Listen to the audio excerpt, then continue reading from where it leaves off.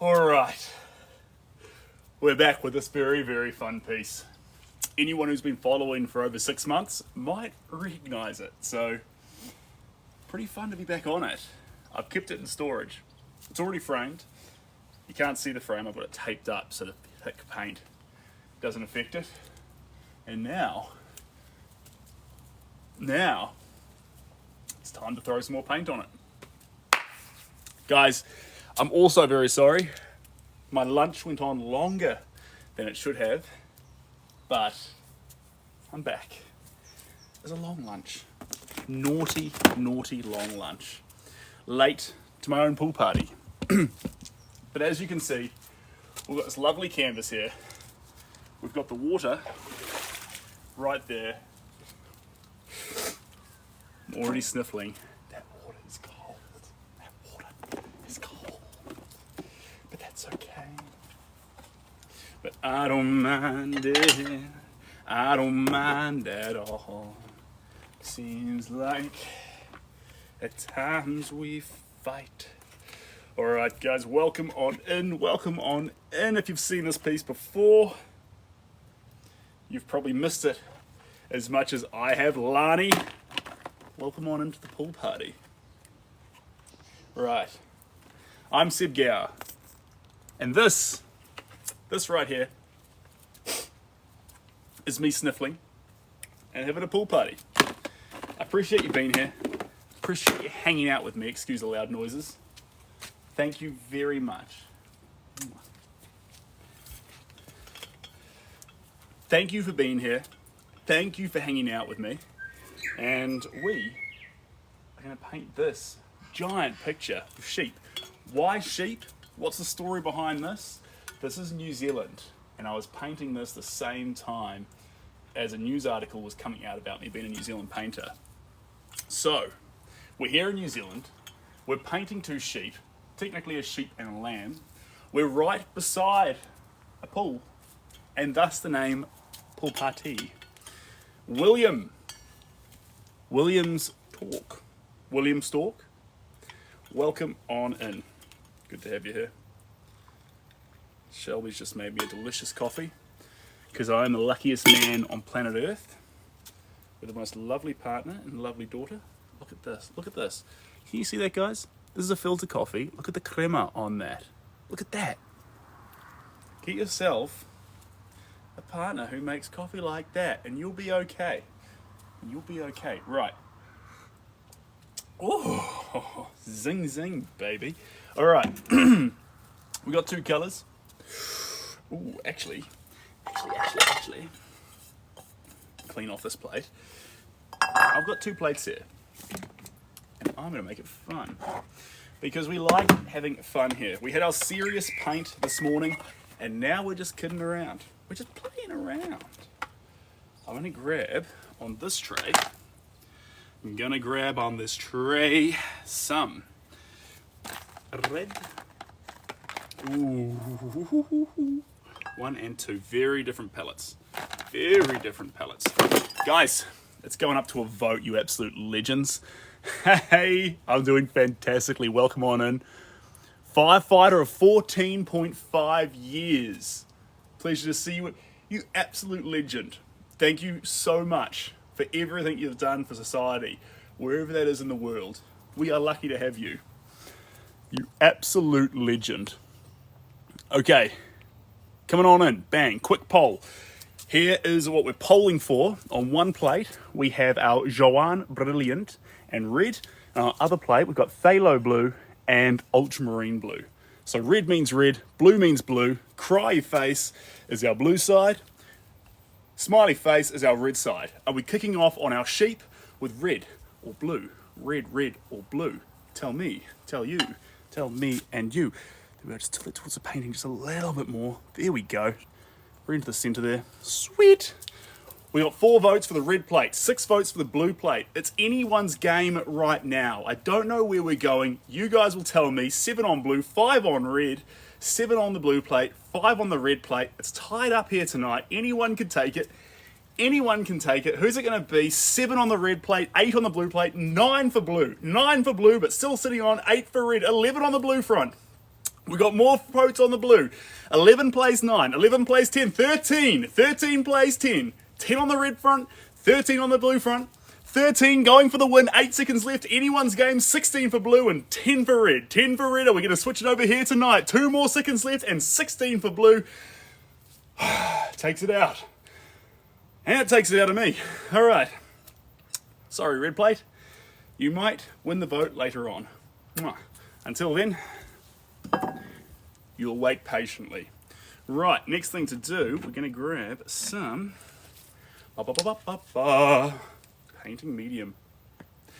Still got the label on the inside. You know what's really embarrassing?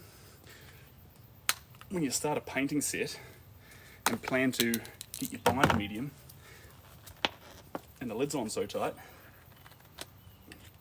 that you almost can't get inside. It's super embarrassing. Your heart rate starts and it's awkward for everyone involved. But we're okay now. Right, a little bit of this, ready? Just a dribble. Ooh, hello. Lovely. Lovely. Okay, and now the question of the brush. The question of the brush. Probably gonna go for this frisky piece of work, guys. This frisky piece of work. This is the brush we're using. It's intentionally wild. Look at that. Sideways. So half the bristles are actually a third longer and it splays. So this brush costs a pretty penny. Normally I'm using more standard flat top cheap brushes because I actually just need the brush to do a very specific simple purpose. But this thing here is for like, hey, how about you not have any control, go wild and really represent a brush in the work? Well, I feel like that speaks to this work. It takes a rudimentary tool to another extent. It takes immense dexterity to build a brush like this, like immense tools and dexterity. And you do it to make the art look more wild. Isn't that funny? All right. You're back from Indonesia. Welcome on in. I am. It's like a wildfire battle. True. I feel that. Right. Gonna get some spring in my steps. Here we go. Da da da da da da da da da da da da da da. Now remember, our serious session was this morning. We're still having a serious session, sort of, but this is a session for more play. So this is experimentation. This is messing around. This is enjoyment. This painting doesn't have a home, and not having a home doesn't limit a painting. Not having a home sets it free. We can't make a mistake because there's no right or wrong to this work. All this work asks us to do is have a good time. And if we do that, we'll make magic. And if it never becomes anything, if we just enjoy painting today, even better. So that's the thrill we get here. I like your vote on the blue, by the way, guys. It was tied up there for a bit, but there's an aggressive amount of red on that plate. And in all honesty, if I had to use the red, we'd be applying it thick. I'd have to get some texture gel actually, because I know for a fact it'd need to start going out of the canvas rather than across it. So I'd be left with no choice but to go thick and juicy. Like that song of Madagascar, when the hippo's leaving the water. I like them big, I like them chunky. That's how I feel about textured paint sometimes. I've never felt so seen. Here we go. Right. Yeah, Daniel, we're playing a dangerous game. And the fun thing about this session, guys, I've put a high bar on this session. Just a toy with you. Now, you have my promise. That if someone tips a yacht, I'll get in this ice cold pool. But I want you to know that I don't want to get in the pool. And if you are going to do that, if you're like, yep, I'm in for that, can you not do it now? Can you do it like at the end of the session in an hour's time? Because it is It is cold, baby. So this session is a 90-minute session. We're going to be having 90 minutes slashing around paint on this canvas. I appreciate you being here hanging out with me. It wouldn't be the same without you. The sun's tucked behind a cloud, and I'm hoping that as this session goes on, it'll poke out and give us some of that warm sunlight, especially if I end up jumping in that pool. I really appreciate it if I could get just a little more sunlight on my body. On my body. My head's telling me no. What instrument do a pair of sheep play? A tuba. Are you sure? I didn't know that sheep actually played instruments. I thought they preferred barbershops. I'm so sorry. I'm so sorry. That was unsolicited. What am I painting? Well, right now, it is easy to say that Sid Gower is painting a mess. Ah, that was rude of me actually. Guys, I'm Seb. A lot of you will know who I am because you'll have just got the notification that this live started. But if you don't know who I am, hey, not too soon. I'm a dad. I've been a dad for 8 weeks. I'm absolutely allowed to say that joke. It's still not funny. It's still not funny, but I'm allowed to say it. It's a fact. And Lejon gets it. Hey, thank you very much. I appreciate that. Now, I want you to know, though, aside from that, I was saying dad jokes before I was a dad. And, yeah, they are not funnier. They were awkward before. Now they're acceptable. There we go. Who feels... I'm going to grab just a little bit. We're going to stick with these two colours, but I need just a little bit of white. See that wool, that intense of the whiteness in the wool? Here we go. This is what we need. Ready? Come on. There we are. Good boy. Lid on. I always don't put my lids on and the paint goes to waste. Don't be like Seb. Put lids on your paint.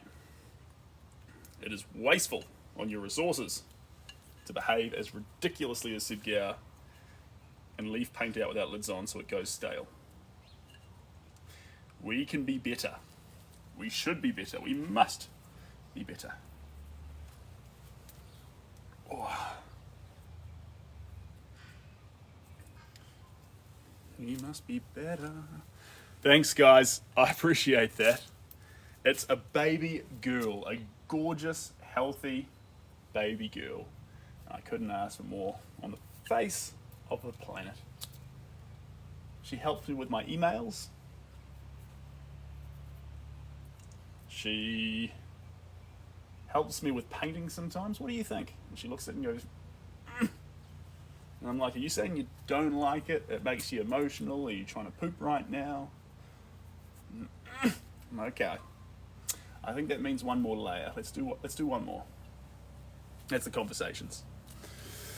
Your painting is awesome. Why do you use a plate? Woo, woo, woo. Great question. Great question. So the plate is a fantastic tool. On one hand, the bowl, in this case, holds the paint. Greg, welcome on in, you absolute legend. Good to have you here. The bowl holds the liquid quite well, but I do use a plate as well. And the reason why I dance between... I use paper plates a lot of the time, but I use the paper plates in the wilderness. So when I'm out in the middle of nowhere, we'll use a paper plate because that makes my carrying stuff lighter to get to location. But if we're here, by a poolside, there's nowhere to carry everything to. So I'll use a porcelain plate. And if it's a good quality porcelain plate, a bad quality one, the paint might seep through cracks that knives have made in its surface. But a good quality one, you can paint on, wash it, use it again, and that's pretty fun. So I use a combination. You'd say, well, use a pellet. Honestly, I've used pellets before, guys, but they don't feel as good. They don't have this lovely feeling in your hand. See, I used to be a waiter a long time ago, and if I hold the plate, you can hold the plate, you can get a second plate, you know, like there's just the ability to have much more feng shui with your art form. Bowls are a little weirder. But plates, you can like stack them up your arm and be working from them. So that's kind of fun. But I think there's a part of me that loves the presentation of paint on a plate.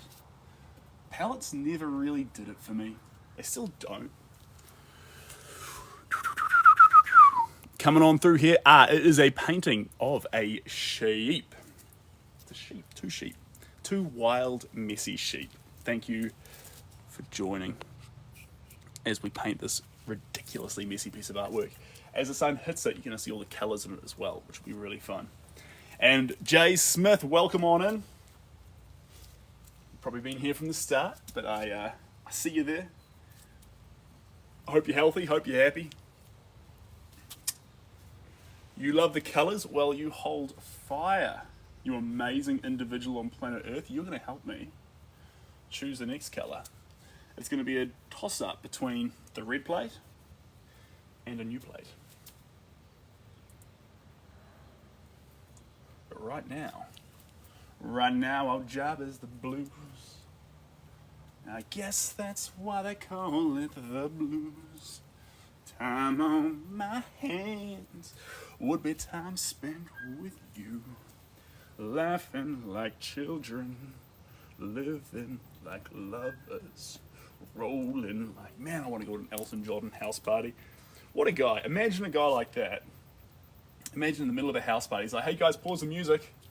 I got a new tune for you. And he belts out something like that. And you'd be like, bring me another pink flamingo pina colada, and I'm gonna sit in this chair and listen to this all night. Like, or maybe that's just me. Acoustic version of Elton John singing Tiny Dancer on a piano, half drunk off pina coladas. Take me to that party, baby. Take me to that party. Just drop me off and leave me there. Cindy, you saw Elton John a few years ago. What an absolute treat. An absolute treat. You know who I saw recently? On a completely different wavelength? Blink 182. Absolute treat. You know who I saw recently? On a completely different wavelength? Blink 182. And I think that's fun.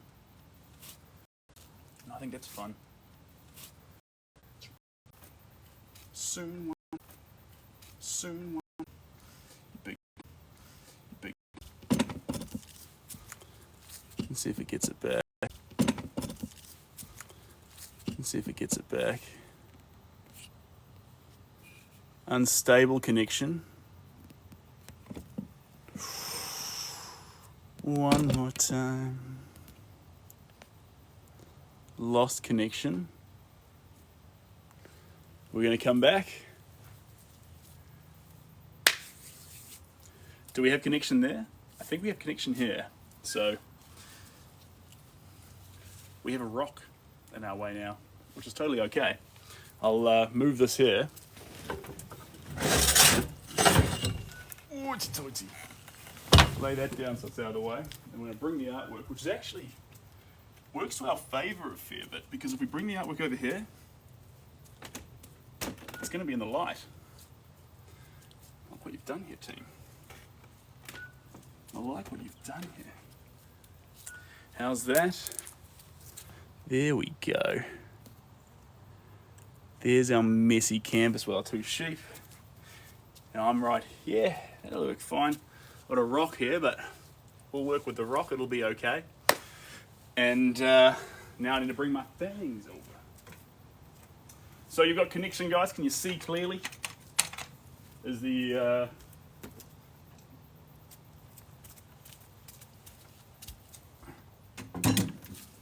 connection better now? Yeah, Cindy, you've got connection now. Fantastic. Sorry for losing it before. We should be better off now. One more time. One more time. Yeah, one more time.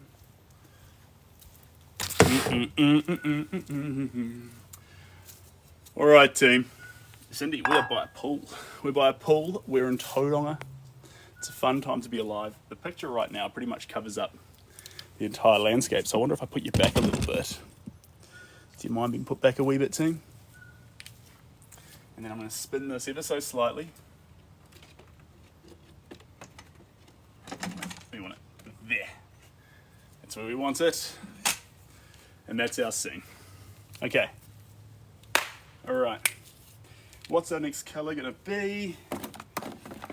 You guys can help me decide. Right. Just like before, team. Same plate. I have the red plate. Red's going to mean red. If you want to see red, vote red. Blue. Just done blue. So the other color is going to be green. Light lime green and our deep, more fun green. Okay. Let me chuck this up. Blue's on green. Red's on red. Start the poll. So, if you want to see red go on next, or if you want to see green go on next, choose blue for green, choose red for red. Blue for green, red for red. And let's see where we go next. We have red and we have green. A lot of green in the picture, but in a place that represents New Zealand, you can always have just a little bit more. So, we got 5 votes going out on the red front. If you'd like red, vote red. If you'd like green, vote blue. We got 2 votes on the blue front, 2 votes on blue, 5 votes on red, 5 votes on red, 2 votes on blue. I think that's going to be our answer, team. Let's see how we go. 5 versus 3. Last 5 seconds, 6-5, 7-3. I think we're doing red, guys, unless blue can make a late-minute run for it, and we're on the reds. All right. All right. Okay, as I surmised before, I suggested we might need to use some texture gel for these reds, because the amount of red on the canvas isn't the amount of red that I put on this plate. So, what do we do then? Instead of going outwards and spreading the paint out, we come out of the canvas. We come towards the viewer. One more time. One more time. One more time. The question is, are we going to use a big brush or a little brush? I think I'll save that one. I love that brush, but I'll save that one. I think we'll use a little brush. Slash it around more. That's a good plan. That is a good plan. What's the, we're on a blue. Look, I love blue. We've just gone with a bit of blue, and now we're on the red buzz. Red buzz. Here we go. Big, strong red. That's what we're working with. Look at that. Look how strong this paint wants to be. Ooh, baby, won't you go crazy? How about looking something up for me?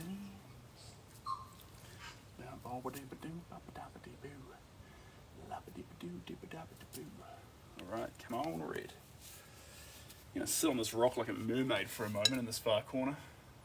I feel like a mermaid. Not fully, I guess mermaids are in the water, but I feel like a manatee. Do manatees go on rocks? Is that a thing? I don't think that's a thing. I don't know enough about manatees. I've dived with dugongs. It was pretty special. But manatees? Are they the same thing? They look similar. Wait-a-ta. Aggie, welcome on in. I think more yellow as well. Maybe yellow can come up for a vote next. But we'll see. We will see.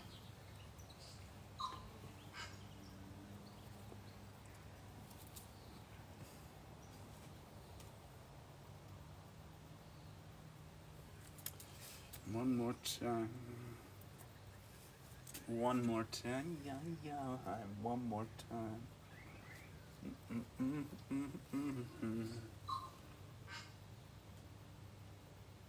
There we go. Hello, sugar.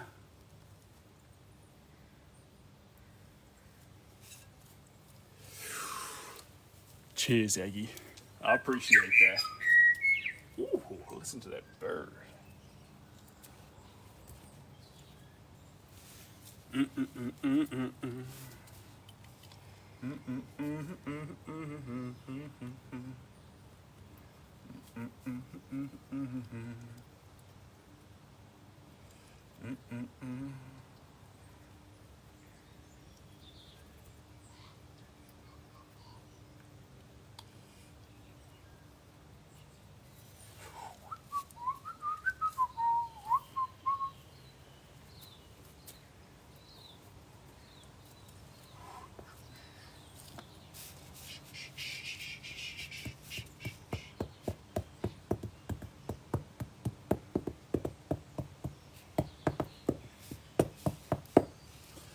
Hey, yay, yay, yay, yay.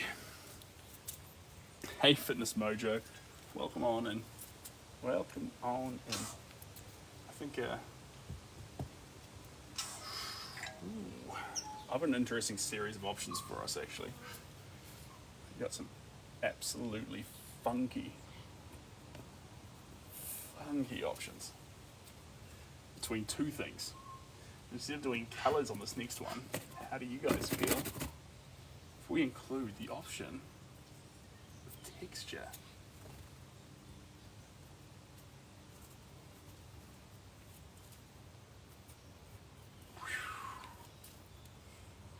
Aeroplanes falling from the sky. One more time. One more time, yeah, yeah, one more time.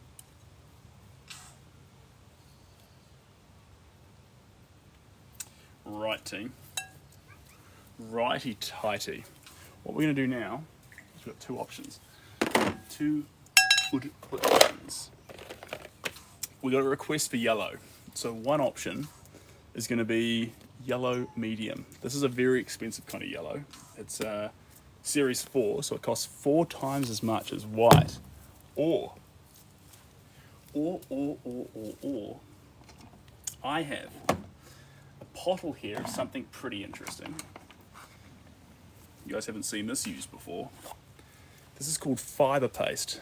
So it looks like it lands almost like wool or cotton. So it looks completely different.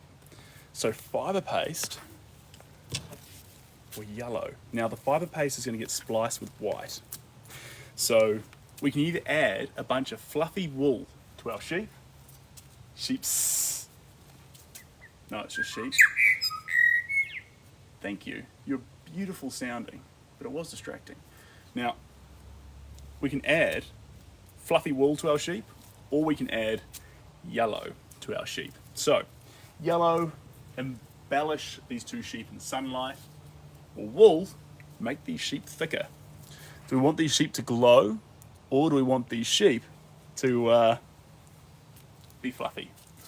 Do we want fluffy sheep or glowing sheep is the question. Fluffy sheep or glowing sheep. Red for fluffy sheep, blue for glowing sheep. Okay?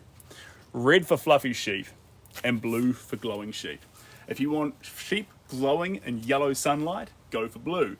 If you want sheep fluffy and covered in wool, go for red. Fluffy sheep for red, bask in sunlight sheep for blue. What is it gonna be? Let's do it. You got fluffy sheep and sunlight covered sheep. I honestly like both. I think there should be an option for purple, which is in the middle, which you can choose whether you want fluffy sheep or glowing sheep. We've got 7 votes on fluffy sheep. I love that. We've got fluffy sheep getting tons of votes. We've got bask in sunlight sheep sitting on 2 votes. Now, is anything going to change? If I'm scratching my nose here, please excuse me. It's a bit of hay fever around at the moment, so I might get a bit sniffly, but we'll see. 8 votes on fluffy sheep, 4 votes on glowing sheep, 5 votes for glowing sheep, 5 votes on glowing sheep with 8 votes on fluffy sheep. We're coming into the last moments, 10 votes for fluffy sheep takes the win. Let's make these sheep fluffy. I mean, that was unfair, Cindy. Of course, fluffy sheep was going to win. Now, in hindsight, I see that. But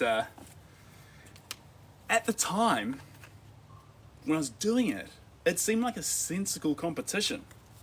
As in, there was a possibility. We're literally going to use all of this. I'm going to put the medium in here. This is how much of this we're going to use. Look in there. That squiggly line, that's our white, directly on top of our fiber gels. And the plan with that is just to stir it up right there inside the container and literally splatter it, matter it, splatter it, cover it all over the surface of this painting. This brush will not be long enough for this job. We need a long brush. Hold on a second. I should have one that's good for the job over here, and I do. Hello, look at this ruined piece of work brush. Perfect for splattering. There we go. Curious to see the fiber medium. Okay, I'll mix this in. Give me a second to mix up my potion. And then I'll show you what this is. This is the fiber medium. It's going to look more like a textured concrete. See how it's trying to, instead of do big licks like the gesso medium, it breaks away into smaller little licks. So if I do a little couple of clean strokes here, like this, see how it breaks off at the end there into a whole bunch of thinner fibers rather than one big lick? That's why it's called a fiber medium. It's almost like liquid pumice. Look at that. This is the example. Look at that. That's what we're dealing with. Messy, messy, messy. All right. All right. Baby, baby, baby. All right. 10 people here feel strongly about fluffy sheep. Let's do this. Who's that? Harry Gower. Nook. I might be. I don't specifically know a Harry Gower, but maybe. You never know. There's a fair few Gowers in New Zealand now, and some of us are related. The Gowers I'm from are from King Country in Waikato. So, well, from all over the show now, but we're farmers. If it's a Gower and they're a farmer, you're probably talking about New Zealand. If they're a Gower and they're a TV reporter, if they're a funeral home director, if they're this or that, they're probably not a relation. So, this is where we live in.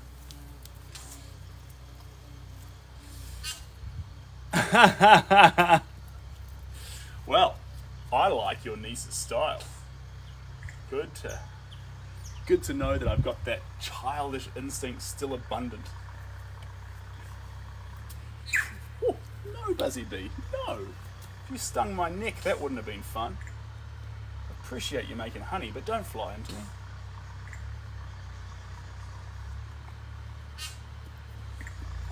Oh, baby, don't you go crazy. How's about cooking something up for me? Dun dun dun dun dun dun dun dun. Alright, let's get a bit more up in here. That's what I'm talking about. And let's get this fluff. The sheep has a little bit of a curl on top of its head up here. I want to get that fluff of its head properly. Over these ears. It drizzles down over this eye here a little bit. There we are. Then this mouth here has a little bit, but it's less fluffy and more just smooth, well-groomed sheep's skin. Just a big, naughty, thick coat of fluff. There we go. Beautiful. Let's get a bit more of that coming through here. More.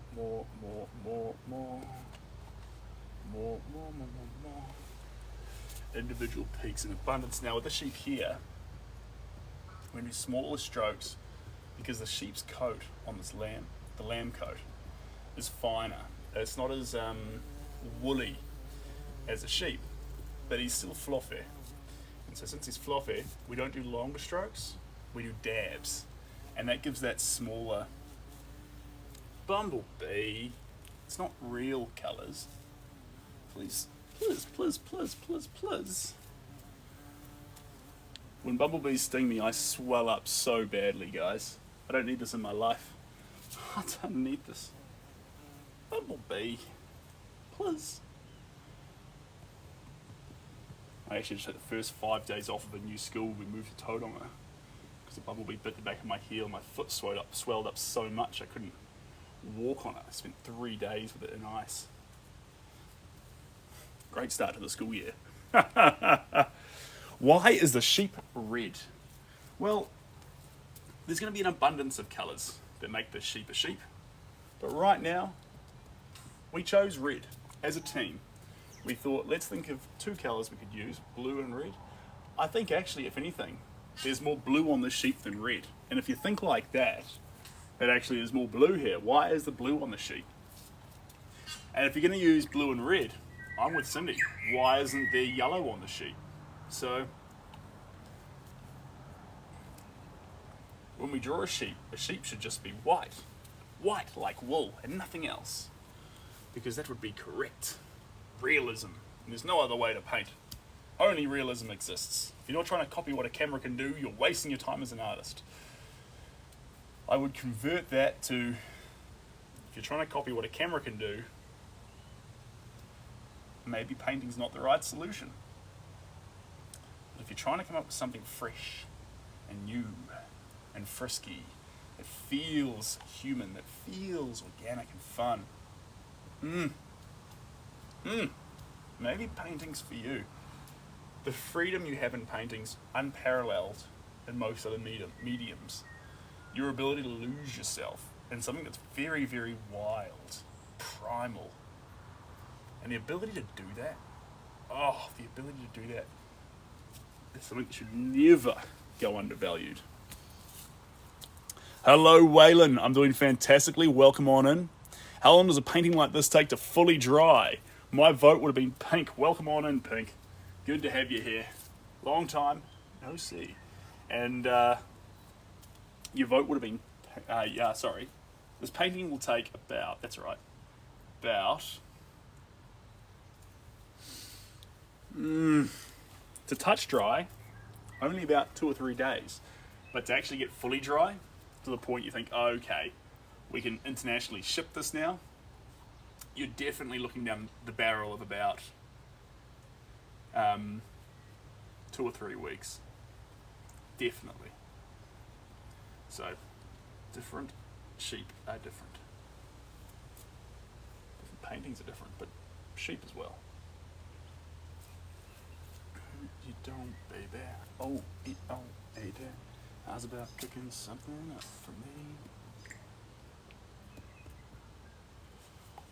Out of 10 cents.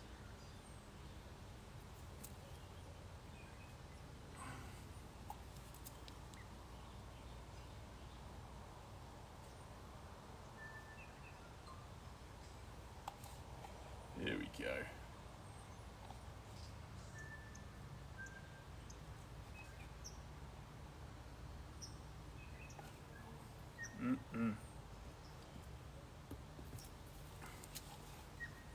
One dirty big splotch of paint at a time.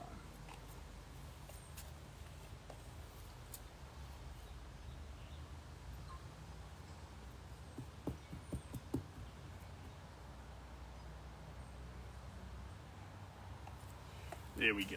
Now, there's this thing in New Zealand called a wool blind, which is when a sheep gets wool over its eyes, which I'm trying to show off here because it's a very, very woolly sheep. There we go. There we go. A little bit wool blind. Not a whole lot. Wool blind's when the wool comes down over the sheep's eyes, so it can't see. And wool blind's not very fun, because the sheep can't see anymore, so that's why you need to shear them occasionally, especially around the face, and around the back. Because when they do number 2s, they can get on the wool, flies can come in there, sheep can get really sick. And on the face, so the sheep can actually see. Two quite important factors. Hannah, welcome on in. How much are my paintings? They vary, but I try and make sure there's something available for everyone. So getting an original made that's, as tall as you are, and having it shipped to the other side of the world in a protective crate with insurance and a giant, thick wooden New Zealand timber frame, yeah, that costs money. But then you've got ideas of prints, and you've got, first edition prints, which are rare, and then you've got unlimited prints, so everyone can be involved, and then you've got, well, basically things for everyone. And that's what art should be. No matter where you're from or what your means are, you should have the ability to collect or be a part of art. Just like you wouldn't feel like only the rich people are allowed to dance, for example, or listen to music. Music is the greatest thing in the whole world, and I feel art should be more like it. Painting should be more like it. With music, we don't feel like music belongs to any individual person. We feel like everyone should be able to listen to the same stuff. Whereas previously, Mozart was only for the halls of special folk. Now, everyone can listen to Mozart. The CD from Mozart is in a second-hand shop for $1, or you can get it literally on Spotify. Straight away, it's yours. Why isn't art more like that? And it'll get there, but the ability for everyone to get a hold of art and be a part of art, that's something that I deeply, deeply desire. So let me bring you up close to this. Here we go. Voila. I'm going to show you right up here to the sheep's face. So here's what we did. We just added a ton of this gloss medium. So I bring you right up here. This is the eyeball of the sheep. Actually, let me spin you around so I can actually show you. Flip the camera. Here we go. Okay. So we're up at the eyeball of the sheep here. So its ear comes out this way, and there's the eyeball. And this is representing the wool. And so you can see these little trails. That's why it's called fiber gel. It leaves these trails down over the eye. And that's representing the wool as it falls down over the sheep's eye. And then I'll bring you over here to this one. You see that? That's literally bouncing off the canvas here. The ears coming out this way, head's over here, face, mouth down there. That's the eyeball deep in there. And you can see that wool is actually coming down over that eyeball. Right off the canvas. And so if I bring you over to here, you can see right over the eyeballs. Right over them. Oh, went to the wrong thing. And flip camera. Perfect. Right. Back you come. That red's kind of fun in there. But I think that's a good question, though. Now that I see this suddenly from its current position, I do ask myself, why is the red so abundant? Let's fix that as a team. Right now, let's do something quite fun. Let's an interesting combination for you. Okay. Thanks, Cindy. I appreciate that. Could be in New Zealand, Bob Ross, usually have a TV show. Well, we kind of do. We're hanging out here. Isn't that called impasto?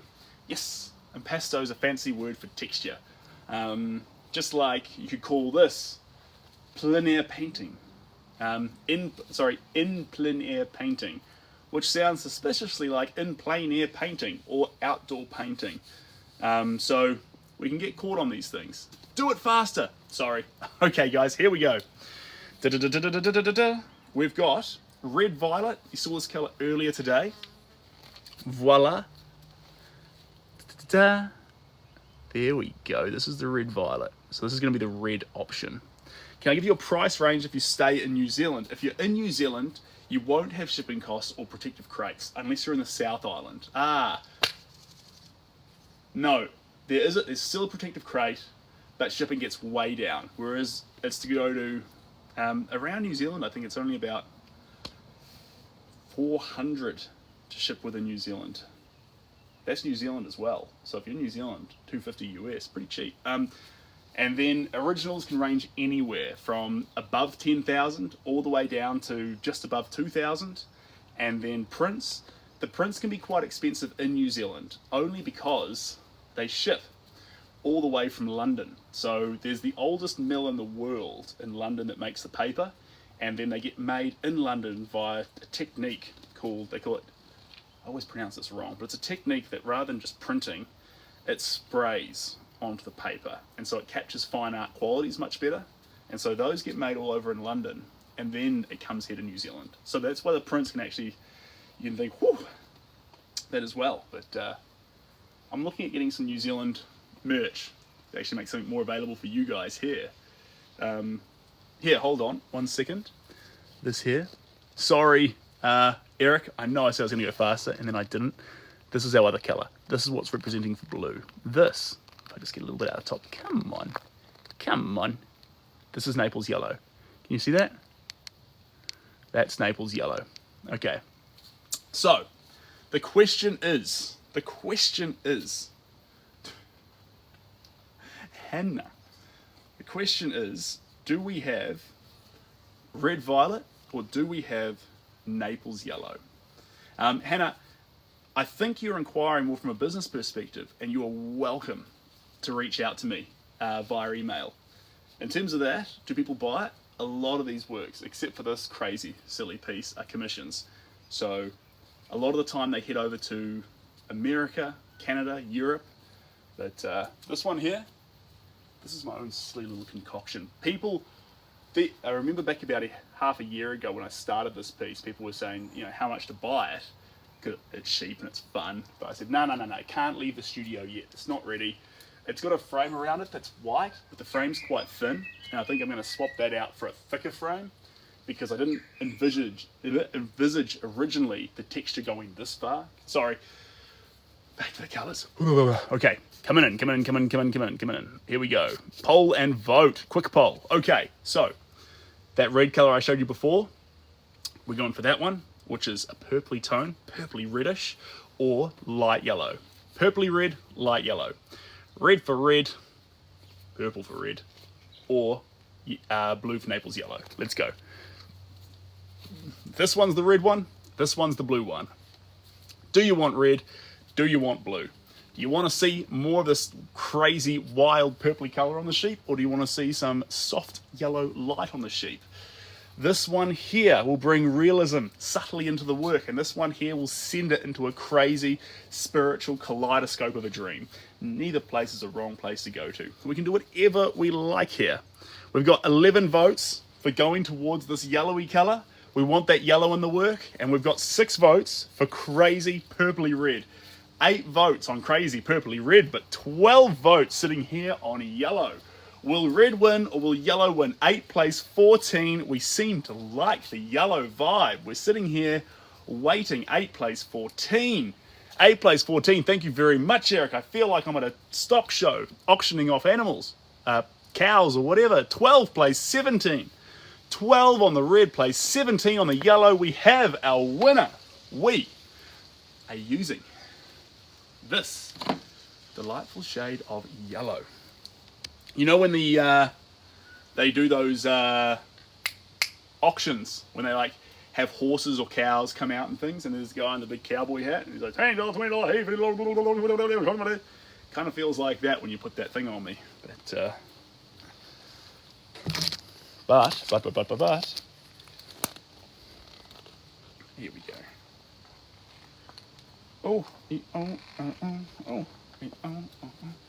This tube's running a little bit dry, but that's okay, because I've got more Naples yellow. We'll just use up this one completely. I can't speak that language. Which tube has the most used? Chuck, great question. Naples yellow, but not because it's been used most on this work. Just because I have an absolute obsession with Naples yellow. I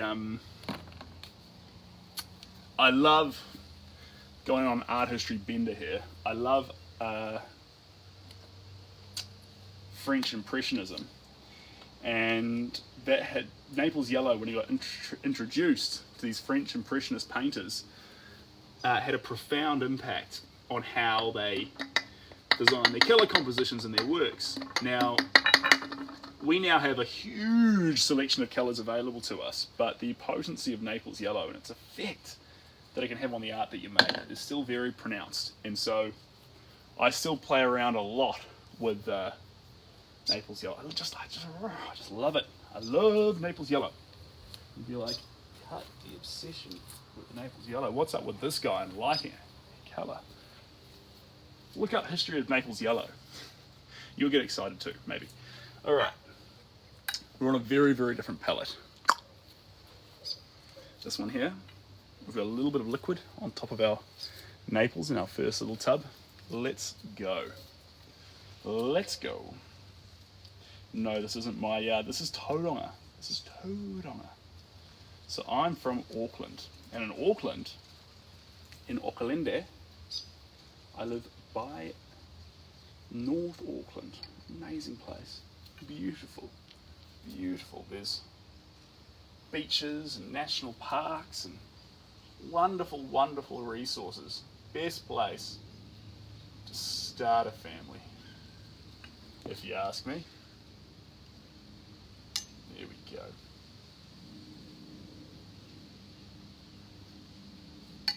Oh, oh, oh, oh.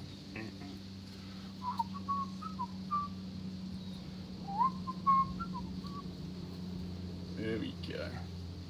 Hello, Naples. This sheep's bum comes out a bit further this way. There we go.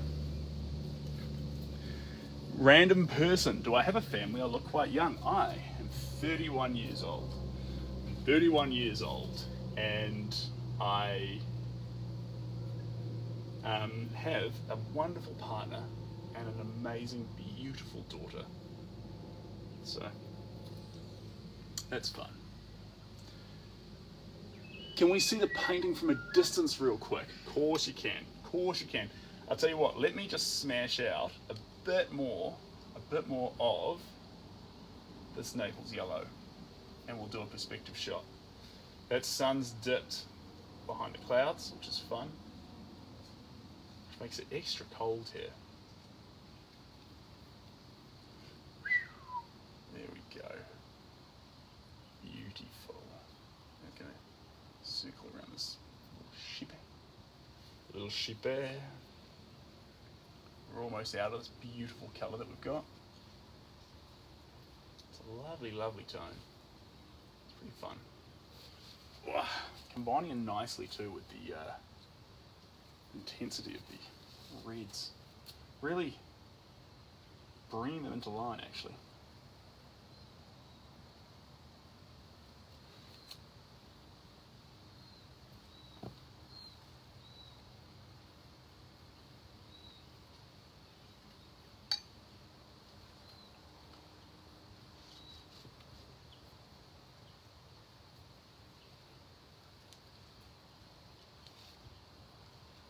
There we go. All right. Let's do our perspective shot, and then we'll pick two more colours. Hey Omar, welcome on in. Okay, let me just get this. Here we go. Okay, so we're going to come back to here. You can see there, it's still very, very messy, but when we come further back, that red seems to make a bit more sense, and it sort of sits in these underbellies of the sheep. And then they're in a massive, massive field. So that's that green and that blue you see in there. So when we come in close to it, come all the way in, we're still pretty wild. At this point here, we start to lose the sheep and the paint just gets absolutely chaotic. You can see how those reds actually combine nicely. All those little yellow spots, that's what we just added. Sort of mellows out the intensity of those reds that we had. And then we're going to come in really close and you see right up here on the eyeballs. We seen eyeballs there? There we go. Eyeballs. You can see the wool curling down over the sheep's face. So you get a whole bunch of different stages there. And it's painting something that you can see from a distance and see something completely different from up close. So there's a point there in between where chaos meets clarity, but it wants to be the sort of thing that you have a lot of space in the room for. So if you imagine this in, say, a large foyer, you'd see it from a distance, and you'd be like, two sheep. And then you walk straight past it or have a conversation beside it, and it's not like, two sheep.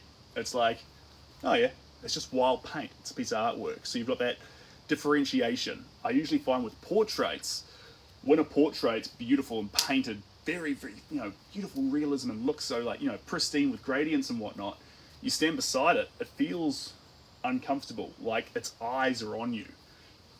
But if the portrait loses itself with abstraction, when you go close to it, you stand beside it, have a conversation, have a coffee, and you don't feel like there's something invading your space, and that's what scares a lot of people off portraiture. But if the painting loses that clarity up close, it's easier to put into your home. A very well done, beautiful realism face sometimes feels like inviting a stranger into your home. So that differentiation's fun. Anyway, chaos in this. This isn't people, this is sheep. But if we can, we will personify them. Thanks, guys. I appreciate that. Now, this one here, it won't be exactly the same, but if we do finish this one, which is an if, I love coming back to it and just playing with it, but if we do finish it, we'll release it as prints. So it'll be available in print form. And I'm not sure if I can part with the original, but print form, which will be pretty special. And if I do have to part with the original, then cool little thing I do is when I have to part with the original, I buy a print of it. So then I've always got a copy of it for myself.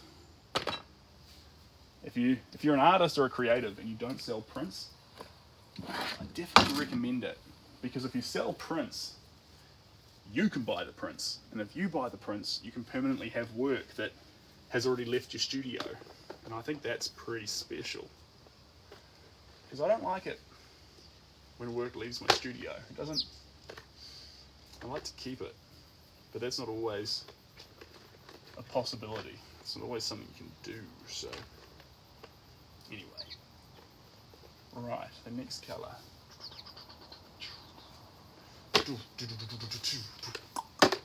Are we going to go?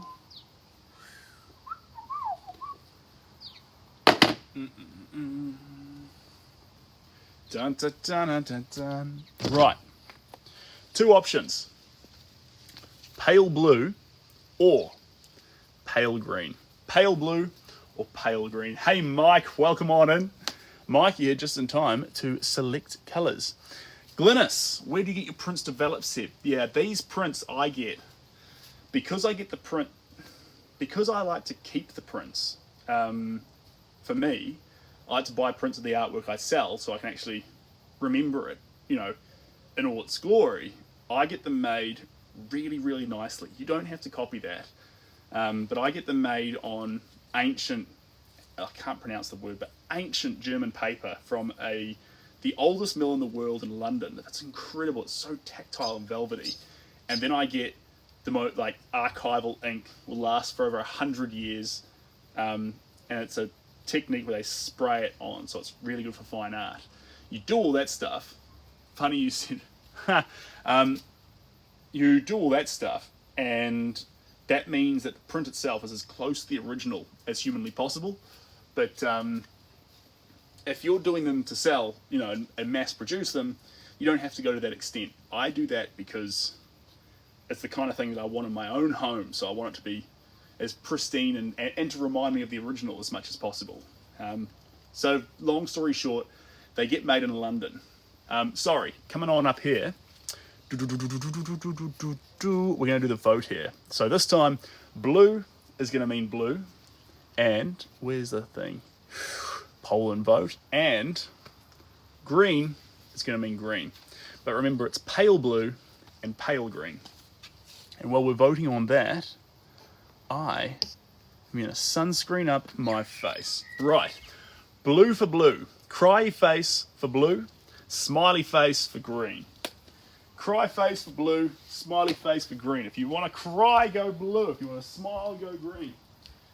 Well, if you want to smile, go for either one. But if you want to vote for blue, go cry face. And if you want to vote for green, go smiley face. I'm tripping over my words there a little bit. I probably confused everyone, but we've got 6 votes. That was louder than I thought. We've got 6 votes sitting there on for the blue. 2 votes for green. No one likes lime green, but everyone's saying, ooh, the blue looks nice. The blue's Pacific blue, which is very appropriate, being down here in the bottom of the southern hemisphere in New Zealand. Pacific blue is probably a very appropriate colour.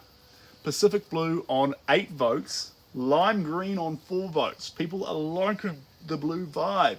People are digging the blue 8-4. 2 seconds left. We are doing the delightful shade of blue. That's exciting, guys. We've got cerulean blue, turquoise blue, ultramarine blue, and phthalo blue in the work right now, but we actually don't have any Pacific blue. Or you could say, we don't have that specific blue. And if you said, what specific blue? You could say, the Pacific blue specifically. Sorry. Okay, I'm going to grab a little bit more of that. Kiwi. And I was going to say as well, I've got a toning grey. Someone there before asked about grey and was like, yo, are you going to put any grey in it? We absolutely should, because if you're doing nice fluffy white sheep, the 2 colours that make white look normal is toning grey and Naples yellow, and a little bit of magenta in my mind. But so we'll absolutely be adding that, but only if you guys vote for it. So I'll put up grey and another option. But for now, we're going to be doing Pacific blue. I almost lost it, but we're back. Cheryl, how are we doing? It has been ages. And thank you so much for popping on in. What an absolute pleasure to have you here beside the pool while we smatter paint on this artwork. It's not my pool, if that was a question. But we're kicking off with the one you guys voted for, Pacific blue. So let's chuck this on the palette. And to really help this blue pop, I'm going to throw in just a little bit of titanium white. So if we ever want to blend it into the wool just a little bit, we have that option available to us. It's not a must, but it would be nice. Where in the south are you? Cheryl, we are currently in Tauranga, the Bay of Plenty. So we're 2.5 hours south of where I live. So Bay of Plenty, if you imagine Auckland, go south, never eat soggy Weet-Bix, you go southeast and you hit Tauranga. And then you're away. Love Tauranga, love it to bits, but Auckland's the place I need to be for things like a lot of the suppliers, good frames, good canvas, good everything, shipping. So you can get it all done in Tauranga, but the specialisation in Auckland is on another level. So I need to be close to that, and plus it's where I had to go because that's where Shelby originally lived, and I went to Auckland to chase a girl. So these are the lives we live, guys. That's the story we have. Right, let's get a bit of this varnish and put it in here. This is a gloss varnish. You'll be like, why is he adding gloss varnish into it? It's so weird. It's okay. This here, with the Atelier brand, you can actually combine this into the paint as you paint with it. Just don't do too much of it, because it doesn't go so well when you go too thick. But if you just use it as a sort of painting medium, it dries faster than the regular clear painting medium. And it does make for a more, not a perfectly strong surface, but a stronger surface, and than just paint by itself. If anyone cared. So jealous it's sunny. Gideon, you are in Invercargill. That's nice. Mr. Wasp, no thank you. Love Invercargill though, Gideon. You have the best streets in Invercargill. So wide. Easy to drive on. And tough to cross. You know, you go to cross the street in Invercargill and all of a sudden it takes you 3 days. It's an exaggeration. Y'all from New Zealand, I was thinking it was Australia. Kind of feels like it, random person. It's got that heat to it today. well, it's trying to have heat to it, but it's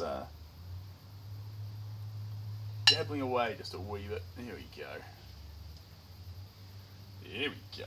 Get a little bit more of that weight. I follow my pride. Now slap on some white. Get this Pacific blue. Pacific blue specifically. There we go. Splashing it around. Woo. This sheep needs a bit more texture on it. It's playing around, but you could use it a bit more.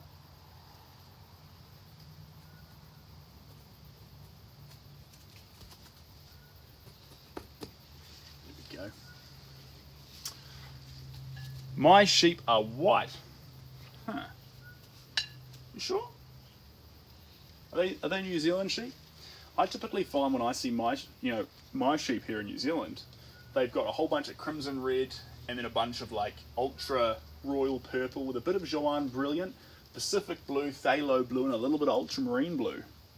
Where'd you get your sheep from? That's interesting. Are you sure they're healthy? White sheep. I'd probably get a vet to check those out, eh? They shouldn't be white. It's No, I'm concerned. I'm concerned. We'll talk about that. Oh, that rock almost caught my foot. I was tripped up into the work. That would have been instant karma for my sarcasm there. Can you do something creative for my husband's birthday? We possibly could. It depends how soon it is, seeing if we have time, and it depends what you're after, what size you're after, what you're looking for. A lot of people go for a portrait, which is really, really cool. And you've seen a lot of portraits on this channel. So people will...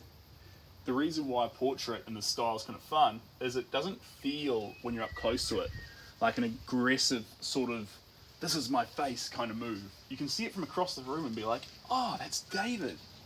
But then up close, you can just enjoy wild paint. And so it kind of feels like yeah, that's me. I can see me in there. I can see my features. But I don't need to... It doesn't feel like I've ordered a picture of my face as such. It feels like wild paint. And that's kind of cool because I think a lot of people have this barrier in their own minds sometimes when they order art, being like, oh, but is it weird to want a picture of my face? Nah, not at all. You're celebrating a milestone or someone else or a moment in your life. It's really, really cool. But to do it properly or to do it tastefully, a little more abstract, I find, is a lovely touch. A lovely touch. So if that's what you're after, definitely jump into the link in my bio or my DMs. The link in my bio is the best because you can go straight to the commission form and just tell me the size and where you're based. And maybe there's enough time before your husband's birthday. But if it's in the next 2 weeks, oh, jeepers, and you're in Madagascar, you're going to make it tough for me. It's like, if you're in Madagascar and you need it in 14 days, you're probably outside the realms of possibility. I'm not saying definitely, but I'm saying possibly. The two in the background. Yeah, you should have heard them this morning, Cheryl. I was live this morning and they were going off. I mean, they were literally like right above my head in the tree, just making the environment. I promised everyone a garden this morning. There was no garden. I just straight up lied. Well, I was in a garden, but I wasn't like, I was beside a tree, not like flowers. And Tui was just into it. And then every time I obnoxiously laughed, it'd bail and then like come on back a few minutes later once I started speaking more quietly and gently. There we go. Let's set a bit more around here. Lovely. Around here. There we go. Splashy, splashy, splashy. It's absolutely stunning. Let's get this in here. What's good about this too is this acts as a not a perfect, but a pseudo varnish for the layers. Pseudo varnish for the layers. Yeah, the Tui's just like, I don't know what this guy's about, but his laugh is terrifying. Evil supervillain laugh. He's splattering colour on a weird flat sheet and cackling maniacally away at it. I don't know about that, but I'm going to hang out in the flax bush over here instead. Did I just say Madagascar? Yeah, if I pronounced that right. This one's not going to Madagascar. I'm saying that if you wanted a portrait in Madagascar in 14 days, then we need to start talking immediately, because I'm not sure. I'm a believer, I'm a yes man, I'm just not sure I can deliver. I mean, maybe. No, Mr. Wasp. No, Mr. Wasp, don't go in the paint. Who are you, baby? Don't you go crazy. How's about cooking something up for me? Where am I painting today? This is Tauranga. Roll the R a little bit if you want to say it right. Well, a lot of people say Tauranga. Tauranga. And you can say that, but it sounds better, or it is correct. I mean, what's correct? What do I know? I don't know what's correct. I prefer Tauranga. Tauranga, when you roll the R a little bit. It's a Te Reo Māori word, so it's not English, although it is the place name for here. I don't think Tauronga's got a. Yeah, I think it's Tauronga's only got one name, and that's Tauranga. I think the overarching name of all the areas in Tauranga, Welcome Bay, Tipuki, Whakatane, is the Bay of Plenty. So there's one name for everything. Bay of Plenty. Bay of Plenty is the Bay of Plenty is the place, and Tauranga is the plenty in the place. Roll the R. That's correct. That is correct. Roll the R. Representing the accent. Oh, thanks, KZF. I appreciate that. When I was younger and we went to Tauranga Boys College, it was quite cool. There was things like we had a marae, and we used to go on to that for a couple of things every year, and then I had a a bone carving and a wood carving class in the room opposite the marae, and in that bone carving and wood carving class, a whole bunch of us kids in there. It was great, and we'd have a prayer, obviously, before we touched any wood or bone, and then after we finished the class. No matter how late the class was or early, doesn't matter. If we're running late for the main assembly, wouldn't matter. We'd do the prayer before, and we'd do it after, and that was respect both for the cultural element of what we were doing, and the respect for the materials and like the process of what was being made. So that's one thing that sometimes gets lost, especially with painting like this, guys. You know, we get the materials out and we start, but there's no blessing that I would do. I'd sit down and actually say, hey guys, before we start this painting, I want to take some time to show respect for the culture that brought painting into existence, and respect for the process of how to make artwork and paintings. And I think that is something that probably I miss out on. Possibly we should do that, because I don't think there's anything wrong with any action which tries to show more respect for the craft or the people who brought the craft and said, why do you like me so much? What do you want? I don't like you back. I don't like you back. Please give me space. God. He's flying by my face a lot. I'm not sure what he thinks. It's a very, very interesting little bee. Guys, Desert Moani, Manoni, Desert Manoni. Thanks for subscribing, you absolute legend. The other thing too, Desert Manoni, is to jump on the Discord channel. There's a bunch of like content that goes up there. So whether you're a subscriber on Instagram or TikTok, you get access to a whole bunch of behind the scenes stuff, which is like, this is the real deal. We make the artwork here, but there is stuff, pack down, pack up, yarns, ridiculous stuff that goes up on the Discord. So if you want to be part of that, I'd love to have you there. How's the weather over here? KZF, it's absolutely beautiful. Jay, professionally I've been painting for just under 2 years, and painting in general, painting's been a part of my life, just like sports is a part of some other people's lives. I live by painting, it's everything I do, but I only really realised it was everything I wanted to be about 2 years ago. So, how long have you been working on this piece for? Eternal Hope. Okay, Eternal Hope. So this is this piece. How long have you been on this piece for? It's a great question. Oh, we started this one like some of you will remember, like 8 months ago. And that was fun, but we're back on it. And I mean, when I sit here and yarn to you guys like this, would you include this in the hours of the painting? So if I was like, oh, hey, I spent 40 hours on that painting, you'd be like, yeah, but you were talking for 28 of them.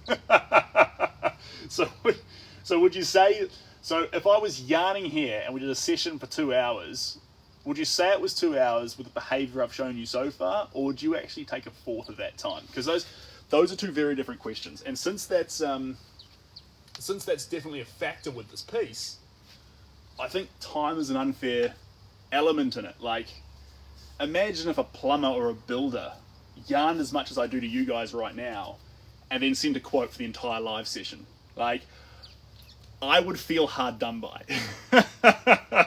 I'd be like, politely, but I'd be like, you sure? I'd probably just get, honestly, I'd probably just get shy and pay the bill, because I don't like confrontation. Silly me. Yes, I am fan. And that's not me saying fan as in like you're a fan of the painting. That's me saying fan because your name is literally a fan. Coming on up here, Farm TikTok New Zealand. That is the greatest name out. Thank you very much. And Steve, welcome on in. Steve, champion. Good to have you back here. Hey Steve, some exciting news for you. This is really exciting. So I've released the biggest release of prints since 2002. So the biggest release of prints in 600 days. All of them are unlimited. There's no first edition prints in them. But if you're after a bit of work and a bit of color in your house, there is literally about 25 prints currently available. And Steve, you haven't seen this one yet. You haven't seen this one. But guess what print just went up? The Little Prince of Siam. So Steve, I hope your son loves it. It's been a while in the making. It was over a year ago we painted that picture, but now it's up there available in print form, Steve. So I hope your son's proud and congratulations to him.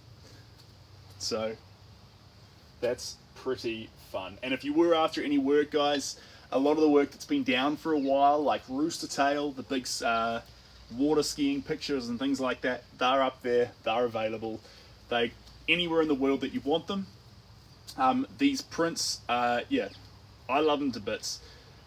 And you can go on there and see what they come with, like a certificate of authenticity and a letter from me, etc. So you're welcome to jump on those ones. And if you're waiting on the most recent ones, like 700 Springs Ranch, A Kiss Goodbye, and a couple of these more recent ones, they're coming, but they're not released yet. So I won't release 700 Springs Ranch until it arrives in Texas. So once the owner has the original, then the prints come out. But it's not right and it's not fair to release the prints before the actual commissioned, like the collector who commissioned it actually has their original. So once they have it and the original's safe and they've like literally until it's presented on their wall, then everyone else can have prints. And I think that's the way I like it. That's fair. How do you learn how to do this? Honestly, John Joe, the best way to learn how to paint is first off, start, have a good time. A lot of the time people like start painting and they're like, oh, I'm gonna learn how to paint. And they focus only on the craft. And then they stop loving it so much. Like, oh, there's just so much to learn, how to do eyes and feet and all this sort of stuff. And they forget that actually any professional painter did not learn that way. Usually professional painters started at the age of 2, 5, 10. And that doesn't mean they've got that much time to have an edge on you. That means when they started, it wasn't about craft. It was about joy and fun. Just like when a kid learns to kick a soccer ball or play with a rugby ball or, you know, all these sorts of things. They didn't do it because, oh my God, I can be a millionaire if I do football. They did it because it was fun. If you want to learn how to paint, do it because it's fun.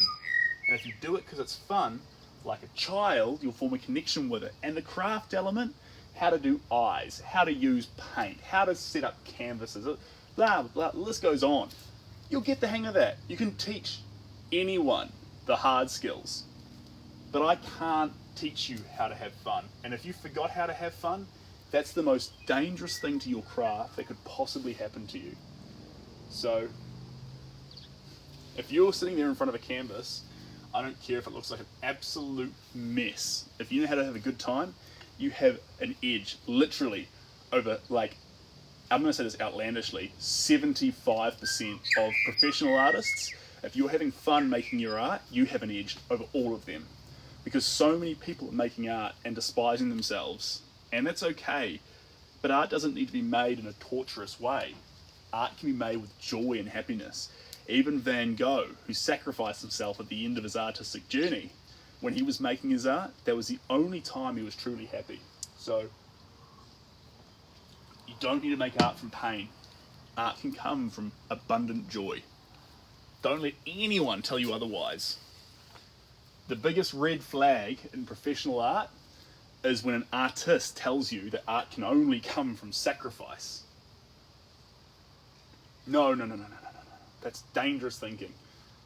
Sometimes art requires sacrifice, but it's not a conditional for great art. Sometimes you'll know that you have to give something extra to a piece, and yeah, sacrifice for it. But not all pieces need that. And if all pieces need that, art wouldn't be beautiful.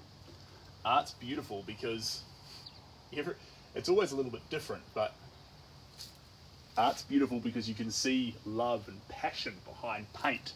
You know, I was saying this morning, when you see scratches on a tree in a horror movie, like this, down the side of it.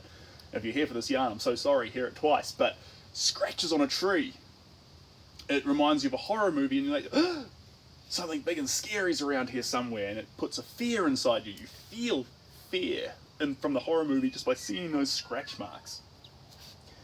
Just like in a painting, if you see wild, abundant strokes that have been applied and cascaded on top of each other with love, you see that love, you see that expression, you see that positivity, that joy. And I think it's the responsibility of painting to give that more and more abundance if you can. So just like a scary scratch mark on a tree can bring fear, so can a wholesome paint stroke on a canvas bring love. If you don't believe that, go watch a horror movie and literally directors put things, you know, scratches on landscapes or like these little, on floors and whatnot, to build terror in us, because we can recognize strokes as positive or scary. Now, if we can do it with that extreme, why would it be any different on a canvas? I think when we look at a canvas, we can tell when a process was full of love or full of pain and sacrifice. And I vote for love every time. is what's fiber gel? Glynis, we're going to come back to that. Do you ever get bored of painting? These are great questions. Okay. Fiber gel is, I'm going to show you right now because I literally have the examples right here in front of me. Okay. Oh, even better. I was going to show you the tubs, but I've actually got this. Okay. One's got fiber gel on it and one's got clear modeling compound on it. Now these mix for very different effects. You normally see this one, the modeling compound, but fiber gel has a very interesting effect too. So this one here is the modeling compound. You see how it goes very slick, glossy and smooth? Look at the smooth nature of that. You see that? Now this is the fiber gel. This one here, you see how that doesn't want to go smooth. In fact, at the end, it actually wants to end, and those aren't bristles from the brush. They ended before those. Those are the fibers trying to pull off in little lines. That's the difference. So this one's really important because it's juicy, perky and smooth, but the fiber gel adds that woolly texture to it. So those little tips there are what we dangle down over the eyes, on the edges of the wool and things like that to build up that fluffy idea. But if you use too much of this, the whole work looks too coarse. And if you use too much of this, I don't know, it looks like a bunch of melted lollies. So like, there's no one solution. It's a mixture, it's a hybrid. It's always a hybrid. Favorite place in New Zealand to paint? Oh, honestly, we've done pretty well with all the random places that we paint. We have a bit of fun, actually. I'm a very lucky boy with where I get to paint. Speaking of, I've got one plate with red on it and one plate with blue. We've got enough of those medium greys, which matches the tone of both the plates. They both need to go deeper. I've got phthalo green, which is kind of like a deep blue, and I've got red violet, which is a luscious deep red. So you can see they're kind of on the tones of those primaries, but they're heading off a little bit. This is getting more towards purple, and this is getting more towards green. We're going to vote for which trail we're going to go down. So if we go for the purple one, I'm throwing this on the red plate and adding it. And if we go for the green one, it's on the blue plate and adding it. So it'll go in that direction a bit more. You are welcome, Glynis. Favorite things to paint, Fabian? Anything. The thing I like most to paint is when a collector comes to me with the idea and I get to bounce off their inspiration and their love for a topic. I love hearing a story behind something and then making a piece of art that captures the essence of that story, because inherently the best paintings are in themselves stories. I think we all love Starry Starry Night by Van Gogh because even if we don't know the story behind Van Gogh's Starry Starry Night, we look at that picture and we've all looked out across somewhere and seen city lights in a giant sky and felt that moment he felt in that small moment, which is just, that's why that painting's world famous, guys, because we can all get that little moment and make our own story out of it, or feel maybe a part of his story. Anyway, if I talk about that, we'll get no painting done. Quick poll, right, red for purple, blue for green. So, smiley faces are purple, crying faces are green.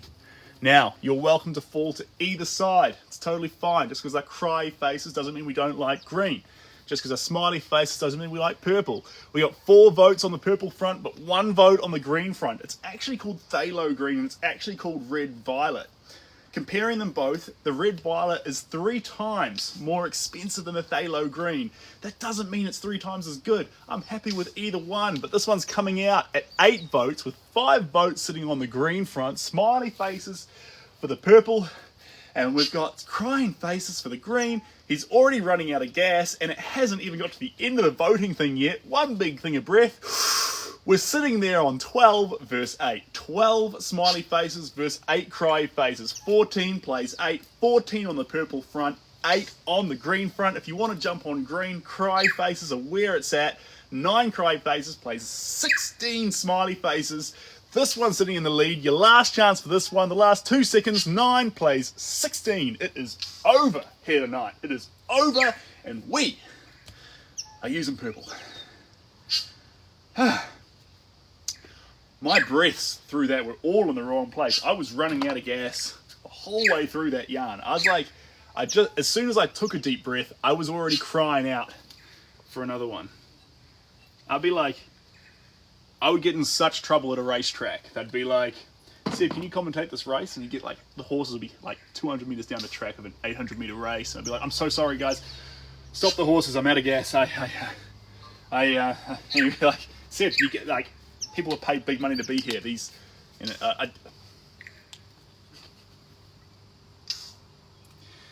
sick to painting. Okay, let's come in here. Okay, questions coming in. How much is the painting? How much does the painting cost? It's always a common question, and it's a good question. It's a good question. They vary. So one of the big things I try and do is make sure there's something available for everyone. Originals are expensive. The canvas themselves, if you make a canvas out of cedar wood with fine linen, you're already sitting on around $500 on materials before you even add the paint. If you're shipping internationally, you've got insurance, you've got protective casing, you've got shipping, blah, blah. Everything comes into it. But usually for an original, you're anywhere, I mean, we're depending on size. They go from tiny to like literally the size up to the ceiling. Like there's one in this house actually, there's one that's 3 meters tall. It's humongous, humongous. So you're looking down the barrel. I mean, this one's not finished, so this one's unquotable. It's undoable. We can't talk about it till it's finished. But probably for this size, I mean, it depends. God, there's just so many factors, guys, it depends. But anywhere from a few thousand, up to several, like, depends where it's going, depends how you're building the box, all these factors come into it. But like, guys, it's hard.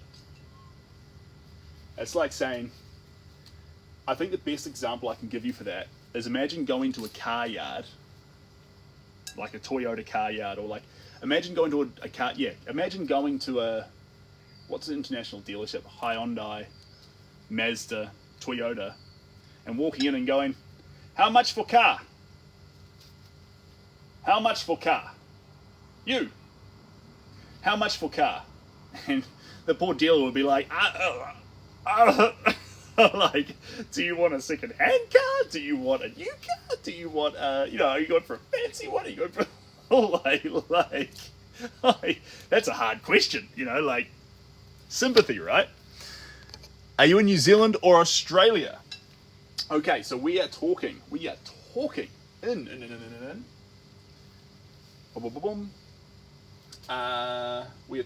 in New Zealand. This is New Zealand. We are in the land of the long white cloud.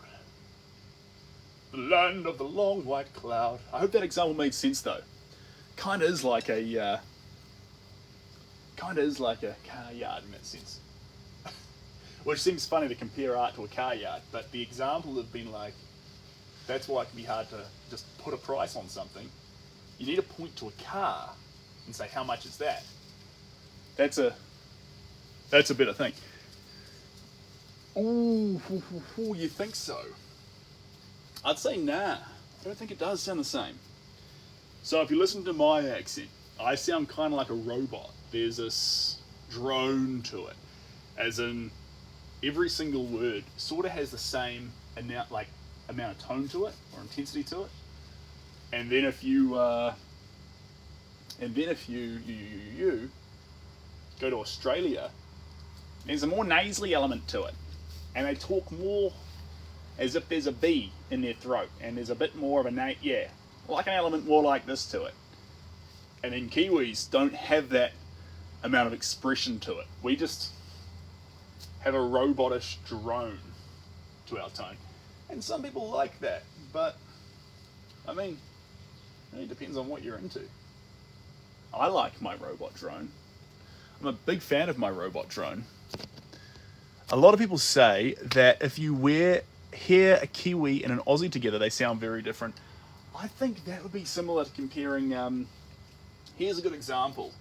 imagine French vanilla and regular vanilla. So if you think French vanilla and regular vanilla, if you had French vanilla, it'd be hard to explain regular vanilla to someone. And if you had regular vanilla, it'd be hard to explain French vanilla. And if you were eating one or the other, and someone was saying, nah, the other one's totally different, you'd be like, well, how? And you'd be like, oh, it tastes kind of different. But then, if you put them side by side, French vanilla and regular vanilla are absolutely totally different, but only when they're side by side. I mean, in certain situations, if I covered it with M&Ms and chocolate sauce, you might even miss that it was French vanilla if I gave them to you. So, I'm trying to say that Aussies and Kiwis are vanilla ice cream. Yeah, here, I'm trying to say that Aussies and Kiwis are French vanilla. Be like, that's more confusing now. You're not helping. Alright guys, after this colour, how are we doing on time? 14,000 absolutely to finish at 1:30, but we're still here having a good time, which is kind of cool. I've got one last plate, so I'm going to offer you one last set of colours after this one. After we're finished with this purpley fun house, and you guys can decide what the final tone is going to be for today. Don't try and vote as in, oh, let's finish the painting off. The painting is far from finished, guys. There's so much fun to be had on a painting like this with so much paint and chaos. Sheeping. And like, this is the kind of painting that you don't want to look at and be like, those sheep could be more realistic. They should be white. And where's the farmhouse in the background? You're like, don't think about it like that. Just go for that fun element. Okay, we see some sheep.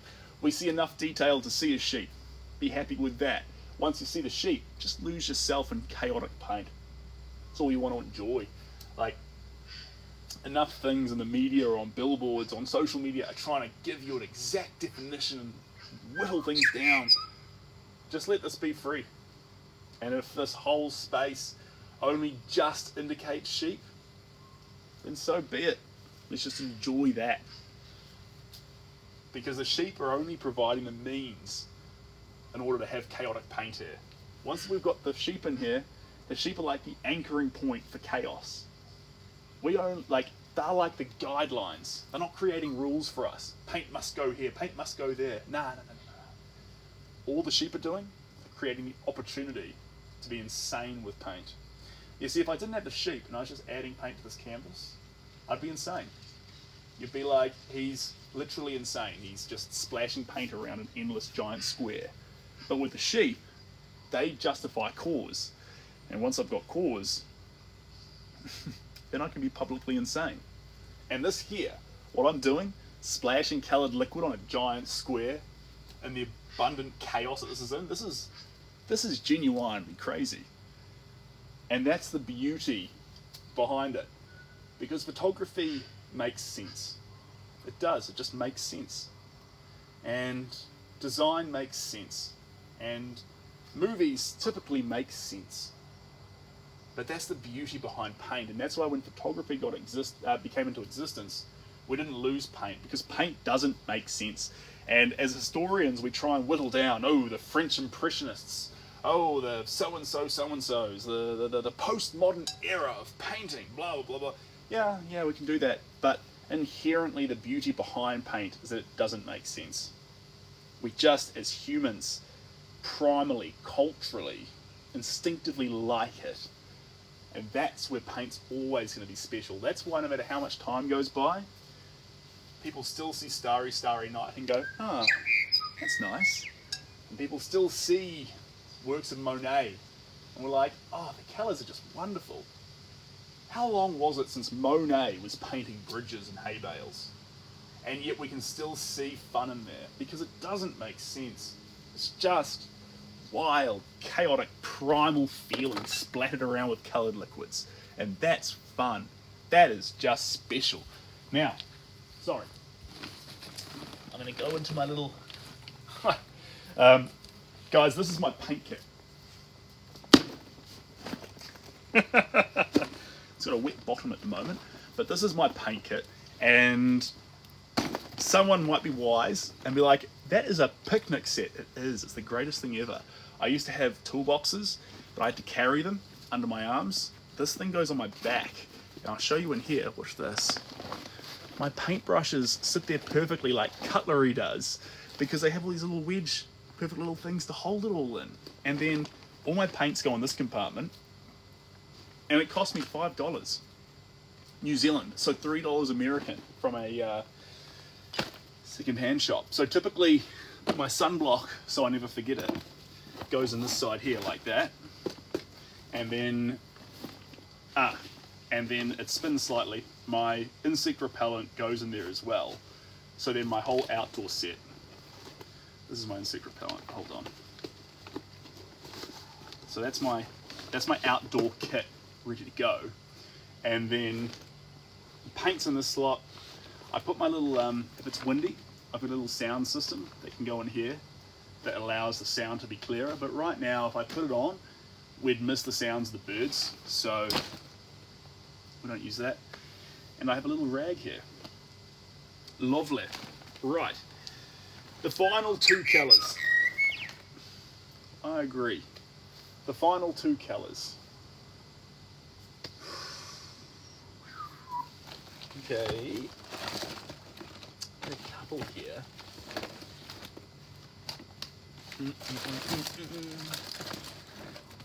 Okay. That's so naughty. Yeah, these are your options, gang. Okay, now it's a picture from a New Zealand. It's like obviously a New Zealand picture with sheep, but one of our colours is pastel coral. Thanks, Georgie. I appreciate you. Love your work. Beautiful, beautiful, primally. I'm in Canada, and it's 10 p.m. on a Saturday. All right, Megan, we're going to be finished in the next sort of 15 minutes. So 10 p.m. on a Saturday. I'll let you get into your Saturday night in just a second. Now, we've got a yellowish one. So we haven't got yellow. We've got yellowish, Jew. Here we go. Pastel coral is our red option. This one's here is quite muted. It's very pretty and light. It's very pastel-y. And then our other one is our grey. But I wasn't just going to give you simple grey. We've gone a little bit naughty here. It's toning grey, yellowish. So it's not Naples yellow, it's much more poppy. This is very, very muted, washed out, toning grey, yellowish. I mean, bitten by sandflies. It's that time of day, but we'll live, we'll live. We have pastel coral and toning grey, yellowish. This one is going to be under the smiley face. Pastel coral for smiley face, toning grey, yellowish for cry face. Here we go. Bang. Quick poll and start. If you want to see pastel coral go on this work, vote the red smiley face. And if you want to see toning grey, yellowish go on the work, vote the cry face. Cry face sitting immediately on 5 points. We want to see toning grey, yellowish. 5 votes coming in on the inside for pastel coral. People like that oceanic element going on there. We're on 5 votes to 6 votes. It's anyone's game tonight. 5 to 6. Every vote is going to be very, very meaningful. And what goes on is the final colour of this painting set. 5 plays 6. Cheers, Robert. 5 plays 6. It's tied up here tonight, but toning grey yellowish is in the lead. 8 votes going on pastel coral. Toning grey yellowish has fallen back. It's fallen back, sitting on 6 votes with 8 going to pastel coral and 6 on toning grey yellowish. There's 8 seconds left to go. 7 seconds. It's 8-8. It's tied up here tonight. 9 plays 8. Toning grey yellowish sitting on 9 votes versus the 8. Late game run. Toning grey yellowish in for the win. Pastel coral goes back in the painting set to have another day. That was intense. I honestly thought pastel coral had that. Then and then it lost. It's a wild world out there. Now, This one here, I literally just pulled the cap off. So this is a colour that we have not used in the last 6 days. So that's pretty exciting. Ray Monet, welcome on in. Welcome on in. Get this brush nice and clean. There we go. And we're going to add a bit of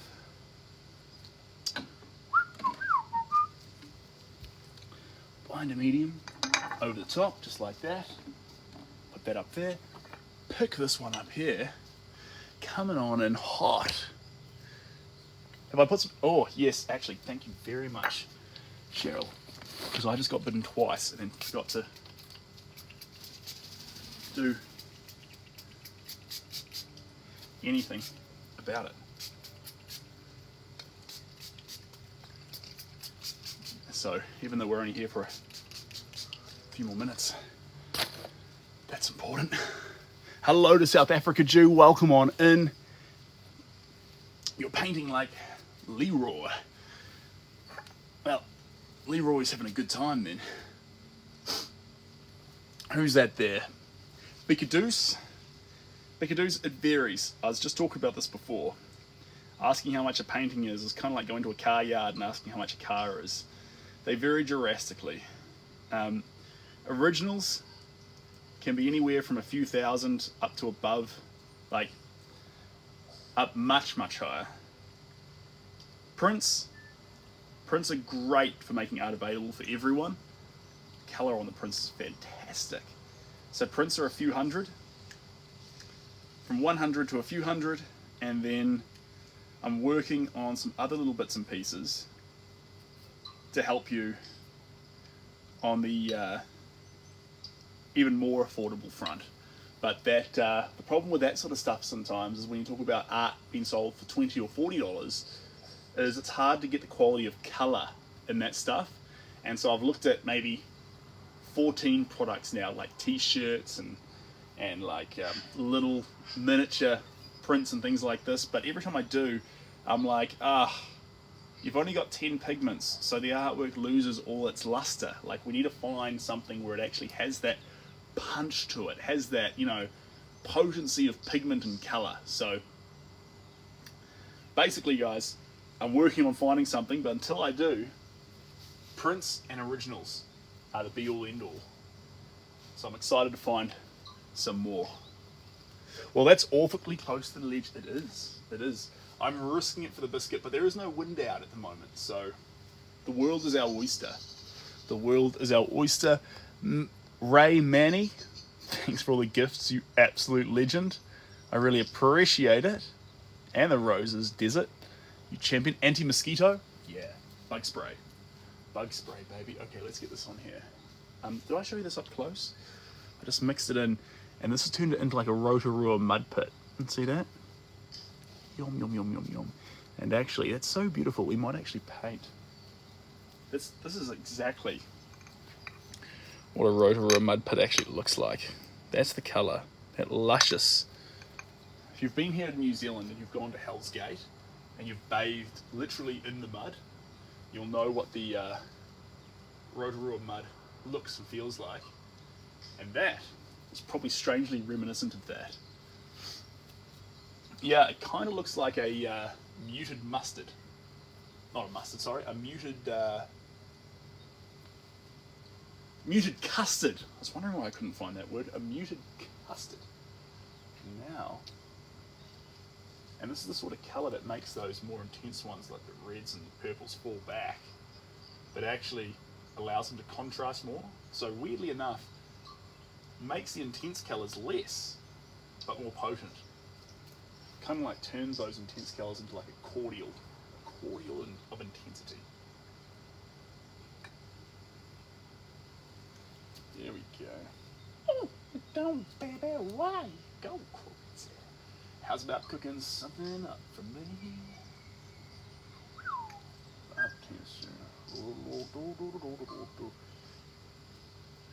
Man, I got a lot of this paint here too, so it's about not just applying it because there's a lot, but allowing it to sit in the areas where this colour, this muted grey, toning yellowish, Use your toning grey yellowish, can have a potent impact on the overall work. That's the plan. Did I go to Tauranga Boys College? Isaac Johnston, I did. You may remember me as a drama boy, running around, giving creative speeches and hanging out in the drama department and being a little happy-go-lucky weirdo. And as you can see, very little's changed. You live life and you go through your own little journey, but you typically find your place back to where you started. Like, looks like a kiwi onion dip. If it looks like a kiwi onion dip, then we have exactly what we need to make magic on this canvas. We have exactly what we need. Coral. Your name's Coral. I wish you were here for the voting earlier. With a name like Coral, we were using pastel coral before, or considering using it, but it got voted out for toning grey yellowish. It's life. All right, one big sneeze. It's taken me 2 minutes to realise that was a sheep. Well, that means we're doing a pretty good job here. So the sheep only want to exist to be only mildly recognised, Brian. And then past that, we just need wild, chaotic paint to be having fun. We don't want this whole picture to be about sheep, because sheep is a topic. You can say sheep with 5 letters and everyone understands what you're talking about. We can paint sheep with a couple of strokes from a brush and everyone knows what a sheep is. But to actually have fun, once we get the element of sheep, even if it takes 2 minutes to see, then it's our responsibility just to enjoy ourselves and paint.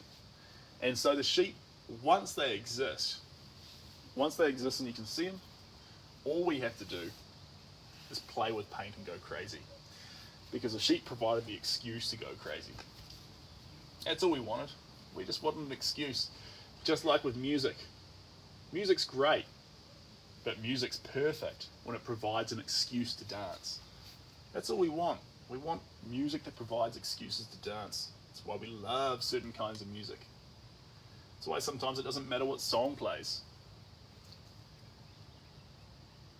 When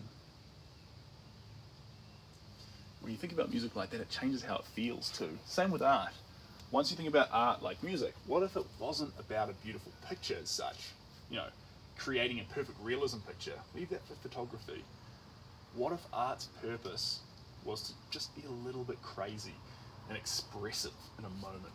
What if it was just to cut a little loose, to be a little primal, a little wild, a little silly? And the picture was the excuse to do that. Kind of like a song, where the song was only existed as an excuse to allow us to dance. That's a fun little, so poetically put. Cheers.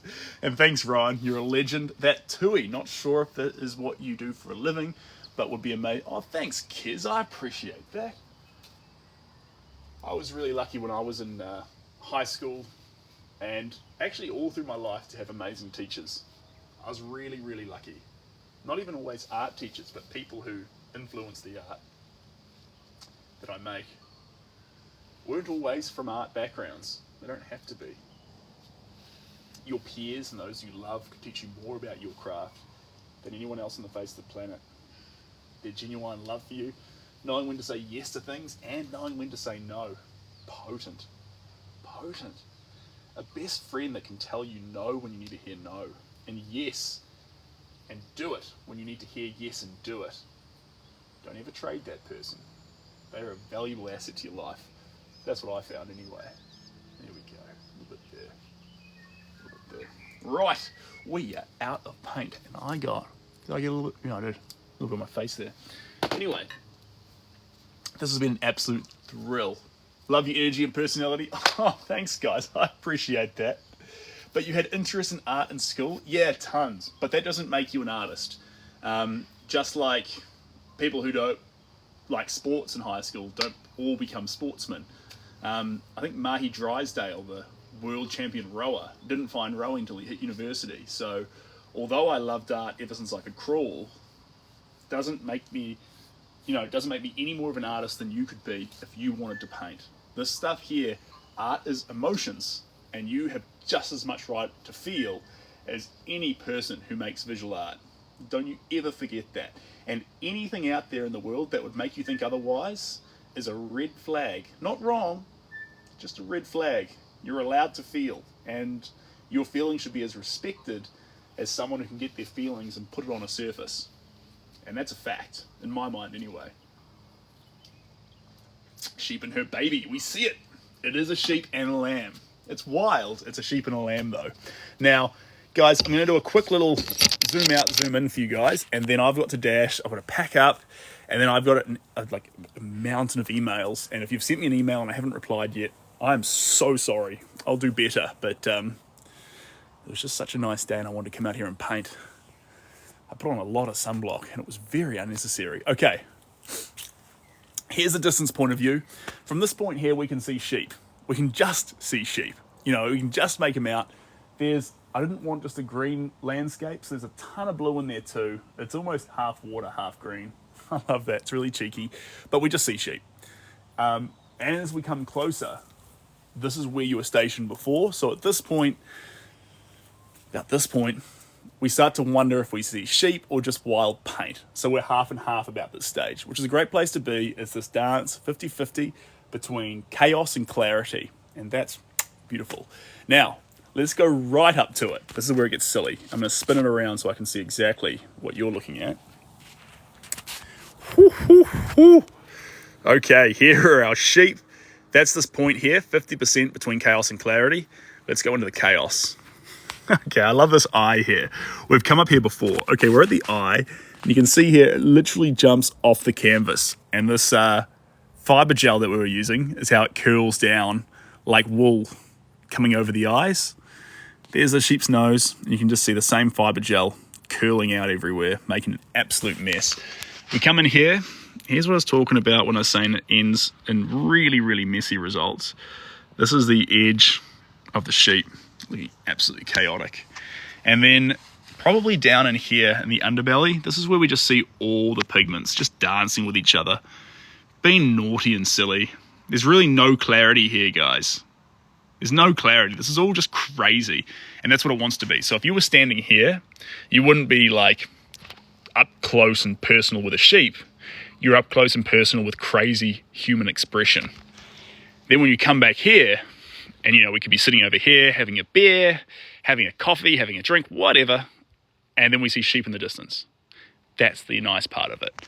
From a distance, it provides clarity, and up close, just like life, if you get your nose too close to life, nothing makes sense. It's all confusing, it's all messy, and life's a disaster up close. Life is chaos, messy, stupid chaos when you have your nose too close to the grindstone. But then the moment we step back from our lives and look at it overall and get that perspective, we get harmony and sense. And that describes my own life, and it probably describes yours too. So that's what I like to do with my art. That's where that comes from. And this naughty part, that's not supposed to be dripping. Un desastre. I'm going to fix you. You're not allowed to do that. Hold on. Yeah. Naughty bit of paint. Fixed. Okay. Right, guys. Thank you so much for joining. You pack of legends. We got to 16.9 thousand likes, which is absolutely incredible, guys. Thank you so much for being here. You all warm my heart, and I hope that in this little crazy session here, I was able to give you a little bit of something to have a little bit of fun. Because I definitely got a bit of fun. This painting is so wild. All right, guys. Look after yourselves. Wishing you all the best from the NZ studio, and goodbye for now. Cheers, guys. Bye. Now the awkward moment where I find the exit button. Here we go. Bye, Ryan. Jay Smith, see you later. Jules, Cheryl. Bye, guys.